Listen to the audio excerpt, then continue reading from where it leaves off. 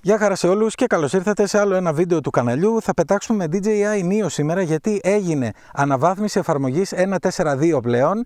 Κάνουν προφανώς μικροδιορθώσεις κτλ. Και αναβάθμιση, κυρίως εκεί θα επικεντρωθώ, firmware.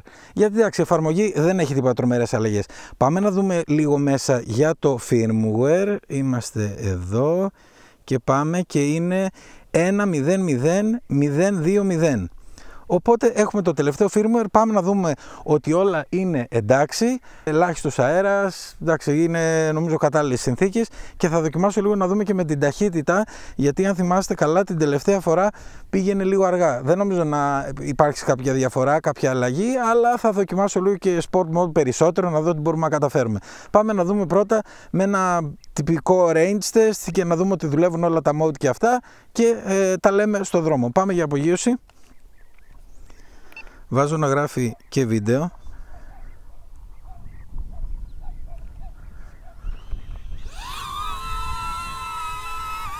Το Neo είναι στον αέρα.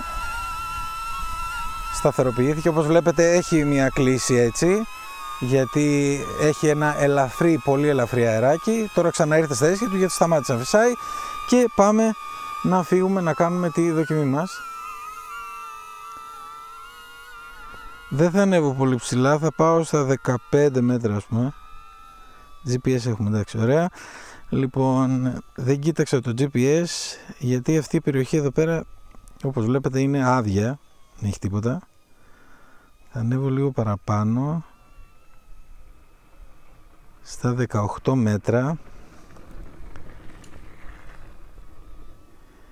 και βλέπουμε ότι πάει με 4 περίπου μέτρα το δευτερόλεπτο. Θα κάνω μία παύση εδώ και θα πατήσουμε λίγο περισσότερο να δούμε τι θα δούμε. Όχι, Cinema το έβαλα, εντάξει, μπερδεύτηκα, υπερβολή. Για να δούμε. Sport mode λοιπόν και πάει με 5,1, αυτό είναι. Δεν πάει κάτι παραπάνω.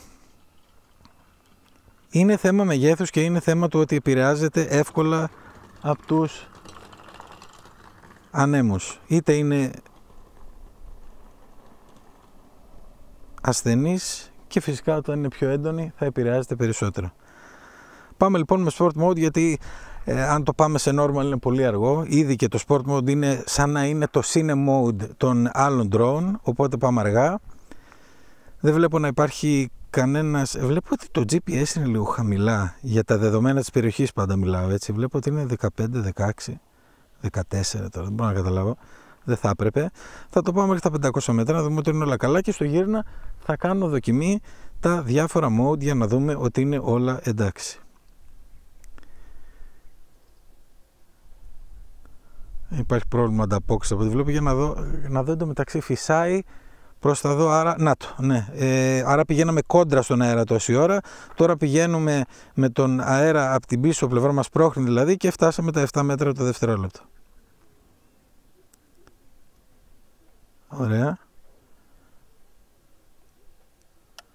Σε αυτό το σημείο θα σταματήσω σε αυτή την λιμνούλα που έχει μείνει και θα πάρω μια φωτογραφία να δω ότι δουλεύουμε όλα καλά. Ωραία. Και άμα δώσει φωτογραφίες έχει, όχι δεν έχει, δεν έχει ούτε καν wide. Στο βίντεο, πάμε πάλι βίντεο και έχει και μετά quick shots. Θα κάνουμε ένα quick shot ας πούμε εδώ για να δούμε. Ναι, ξέχασα, είμαι sport mode και οι χειρισμοί είναι λίγο απότομοι. Θα πρέπει ίσως να πειράξω λίγο τις ευαισθησίες έτσι ώστε να λοιπόν, ωραία, να είναι λιγάκι πιο κανονικές, γιατί δεν το βλέπω να πετάω και πολύ σε normal με αυτό το drone. Λοιπόν, όχι, είπαμε εντάξει, σκάναρε, να πάμε να κάνουμε ένα quick shot. Θα πάμε να κάνουμε ένα drone σε αυτή εδώ την λιμνούλα που έχει μείνει. Distance, για μισό λεπτό να δούμε. Distance θα το πάμε 10 μέτρα, δεν πάει παραπάνω. Και θα πατήσω ένα start να δούμε ότι όλα είναι εντάξει. ξεκινάει και κάνει τη μανούβρα. Δεν υπάρχει καλή σταθερότητα όπως παρατηρείτε.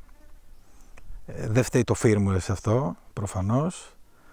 Αλλά αυτό που φαντάζομαι είναι ότι αν το φέρω και το κάνω σε μένα το drone, θα είναι καλύτερο, γιατί έχω καταλάβει ότι δεν του αρέσουν πολύ οι μακρινές αποστάσεις και τα μεγάλα ύψη σε αυτό το drone. Είναι δηλαδή ένα selfie drone. Για να έρθουμε προς τα πίσω.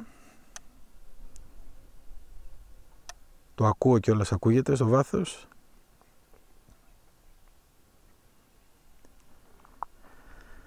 Δεν βλέπω να υπάρχουν προβλήματα, όλα καλά είναι με την εφαρμογή και το καινούριο firmware.